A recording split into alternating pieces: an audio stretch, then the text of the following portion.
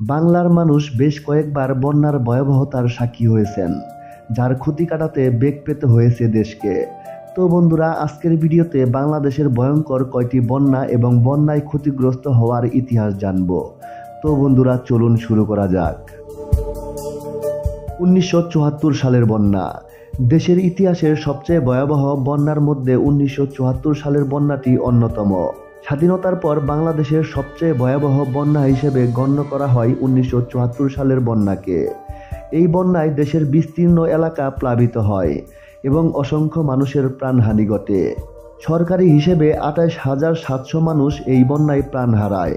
তবে বেসরকারি হিসেবে কলেরা, ডায়রিয়া সহ নানান রোগ ও দুর্ভিক্ষে 1974 সালে প্রায় 15 লাখ মানুষ প্রাণ হারান। 1974 সালের বন্যা নিয়ে তেমন একটা তথ্য পাওয়া যায় না ইন্টারনেটে। তবে 1974 সালের দুর্ভিক্ষের জন্য এই বন্যাকে একটি কারণ হিসেবে ধরা হয়।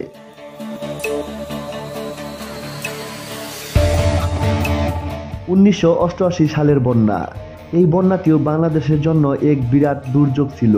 বিশেষ করে উত্তরাঞ্চলের জেলাগুলো ব্যাপকভাবে ক্ষতিগ্রস্ত হয় এই বন্যায়। দেশের 60% এলাকা প্লাবিত হয় এই বন্যায় এবং প্রায় 30 মিলিয়ন মানুষ ক্ষতিগ্রস্ত হয়। স্থানভেদে এই বন্যাটি 15 থেকে 20 দিন পর্যন্ত স্থায়ী ছিল।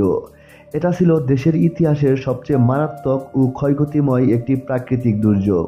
এই প্রলয়ঙ্কারী বন্যাটি সংঘটিত হওয়ার মূল কারণ ছিল সারা দেশে প্রচুর বৃষ্টিপাত এবং একই সময়ে মাত্র 3 দিনের ব্যবধানে দেশের 3টি প্রধান নদীর পানি প্রবাহ একই সময়ে ঘটে।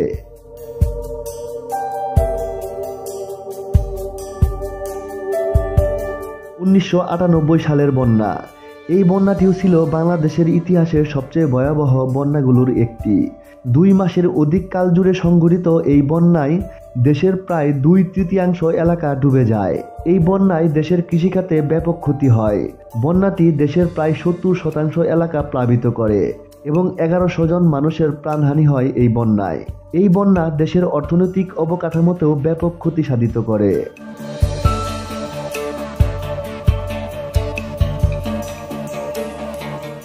2017 সালের বন্যা। বাংলাদেশে অঞ্চলভেদে 2017 সালের বন্যার ভয়াবহতা ছিল ব্যাপক।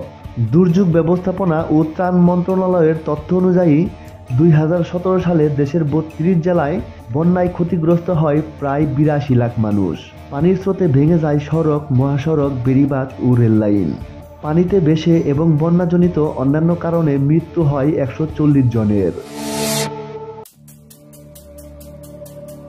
2022 সালের বন্যা। এই বন্যায় ক্ষয়ক্ষতির মাত্রাও অনেক বেশি ছিল।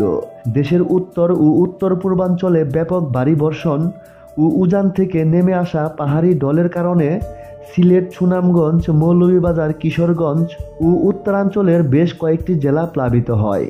আর প্রতিটি পয়েন্টেই বিপদসীমার উপর দিয়ে পানি প্রবাহিত ছিল।